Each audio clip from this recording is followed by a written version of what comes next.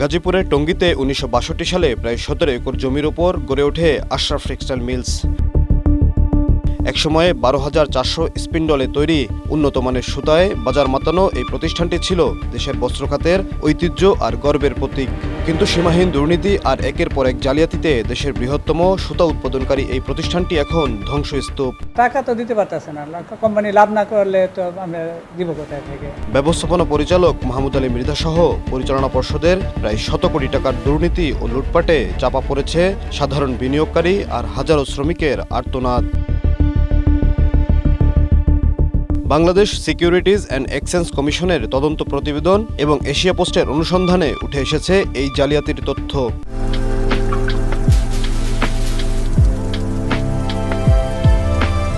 যেখানে দেখা যায় আশরাফ টেক্সটাইলের ৬০.৮৩% শেয়ারের মালিক ক্ষুদ্র বিনিয়োগকারীরা। তাদের সম্পূর্ণ অন্ধকারে রেখে মিলের ৪২ বিঘা জমি বিক্রি করে দেয়া হয়েছে।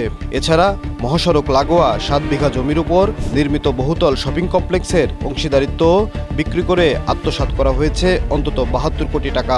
গায়েব করে দেয়া হয়েছে হাজারো শ্রমিক কর্মচারীর প্রভিডেন্ট ফান্ড এবং গ্র্যাচুইটির ২০ কোটি টাকা।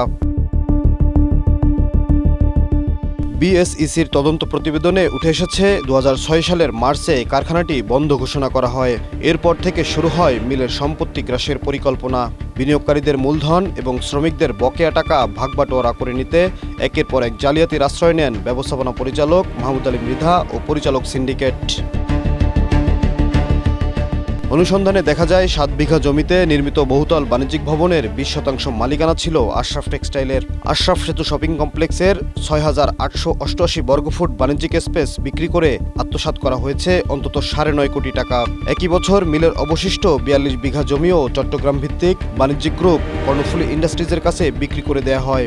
সরকারি মৌজা রেট অনুযায়ী যে জমির মূল্য ছিল ১৩৬ কোটি টাকার বেশি, সেই জমি মাত্র ৮৫ কোটি টাকায় বিক্রির চুক্তি করেন মাহমুদ আলী মৃধা। এই ৮৫ কোটি টাকার মধ্যে গোজা মিলের ভাউচার দিয়ে ৬৯ কোটি টাকা খরচ দেখাতে পারলেও বাকি ১৬ কোটি টাকার কোনো হদিস মেলেনি। এদিকে শ্রমে আর ঘামে যে শ্রমিকরা তিলে তিলে বড় করেছেন প্রতিষ্ঠানটিকে, রক্তপানি করা সেই শ্রমিকদের পাওনা ২০ কোটি টাকাও লোপাট করেছেন মাহমুদ আলী মৃধা ও পরিচালনা পর্ষদ।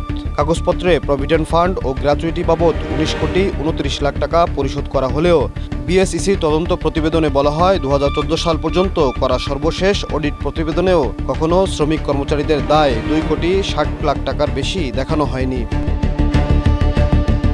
অবশ্য সব অভিযোগ অস্বীকার করেছেন মূল অভিযুক্ত ব্যবস্থাপনা পরিচালক মাহমুদ আলী মৃধা।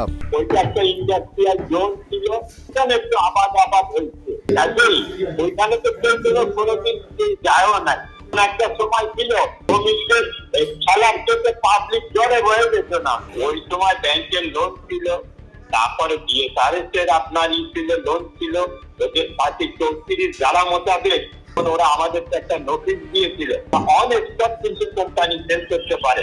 আমরা হাইকোর্টের পারমিশন নিয়ে আমরা আমাদের যেগুলো আন্ডারস্ট্যান্ডিং যেগুলো ডিউজ ছিল সেগুলো আমরা এডিএম কমপ্লিট করছি ১৩ থেকে ২২ সাল পর্যন্ত। এটা হাইকোর্টের পারমিশন। আমাদের আরো এখন ২৩, ২৪, ২৫ আরো ৩টা বাকি আছে। এইটাও আমরা হাইকোর্টের থেকে পারমিশন অলরেডি নিয়ে নিচ্ছি, এইটাও আমরা করে দিচ্ছি। দেশের পুঁজিবাজারের ইতিহাসে অন্যতম জালিয়াতির মূল হোতা আশরাফ টেক্সটাইলের ব্যবস্থাপনা পরিচালক মাহমুদ আলী মৃধা ও তার সিন্ডিকেটের বিরুদ্ধে আইনানুগ ব্যবস্থা নিতে ইতিমধ্যে দুর্নীতি দমন কমিশন এবং বাংলাদেশ ফাইন্যান্সিয়াল ইন্টেলিজেন্স ইউনিটে চিঠি পাঠিয়েছে নিয়ন্ত্রক সংস্থা BSEC. Bashir Hossain, Asia post.